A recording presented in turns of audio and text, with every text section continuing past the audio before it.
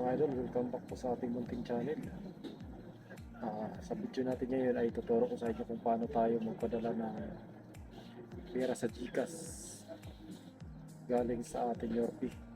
Pero bago yan, kailangan muna natin gumawa ng beneficiary ng ating papadalhan. Kaya mag-register muna tayo ng ating beneficiary. Okay? At ito na nga mga idol, buksan lang natin ang ating Yorpy application. Tapos maglagin lang tayo. Pagka-open, hanapin lang natin ang transfer. Itong may guhit sa ilalim mga idol. Kailangan natin loading na. Kung makikita nyo, may mga beneficiary na akong naka-add. Tapos pindutin lang natin ang international transfer. Pagtapos, i-click lang natin tong add beneficiary. Pwede nyo rin i-select ang to myself. Ako ang pipiliin ko, to myself as my beneficiary. Search country, siyempre pipiliin lang natin ang Philippines. Pwede nyo i-type Philippines, tapos select nyo lang. Tapos dito sa add beneficiary details, lagay na natin ang ating full name. Yan, full name, nickname, wallet name, GCash. Right? Tapos mobile number. Pag okay na, pindutin na natin ang next. Yung beneficiary. Confirm lang natin. Okay. Select relationship. Myself. Pindutin natin sa. Tapos next. Confirmation.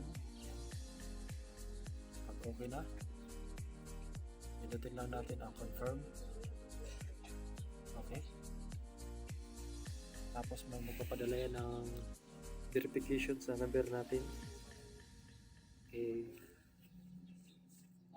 I-type lang natin dyan yung verification code.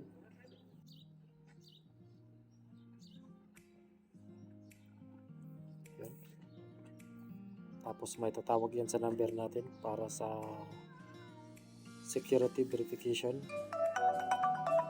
Sagutin lang natin. To activate beneficiary. To activate, press 1. To cancel, press 2. Okay. The beneficiary has been activated successfully. Thank you for choosing Eurbank. Activated na yung ating beneficiary. Yun. Thank you. Sabi na. Okay. Pag okay na, ganyan na. Pindutin na natin ang load. Yan, okay. Yun. Naka-registered na tayo mga idol ng ating beneficiary. Kung makita nyo sa baba, ito. Send to wallet. Okay. Ngayon pwede na tayo magpadala. Okay. Padala na tayo mga idol. Okay, tapos i-click na natin ang transfer. Tapos dito ay pipili tayo ng international courier. Kung saan tayo magpadala, MoneyGram, Transfast, or Western Union. Ang pipiliin ko dito ay Transfast. Okay, loading. Wallet name, pili lang natin ang Globe Telecom GCash. Okay, select lang natin yan. Tapos dito ilagay mo lang yung mobile number, nationality, siyempre Pilipino. Tapos pag okay na, pindutin mo lang next. Pagtapos i-select mo ang country kung saan ka magpapadala. Siyempre pipiliin natin Philippines. Okay.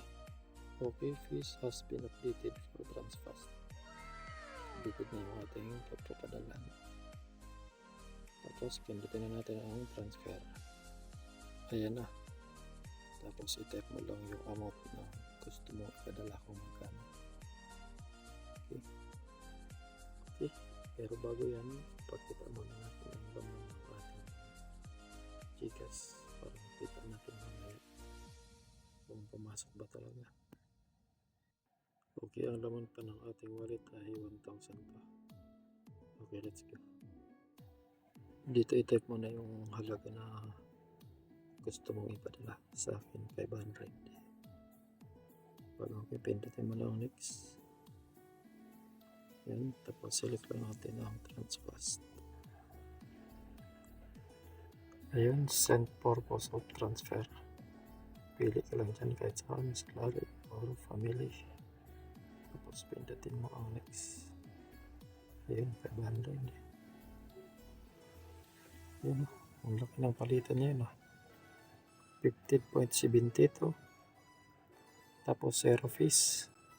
Kung ano pang hinihintay nyo, padala kayo. Tapos pag okay na, pindutin mo lang next. Tapos hintayin mo lang ang verification code.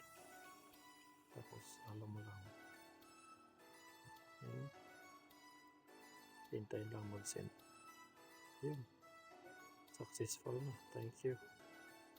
Ngayon i-check natin sa ating Gcash kung pupasok na.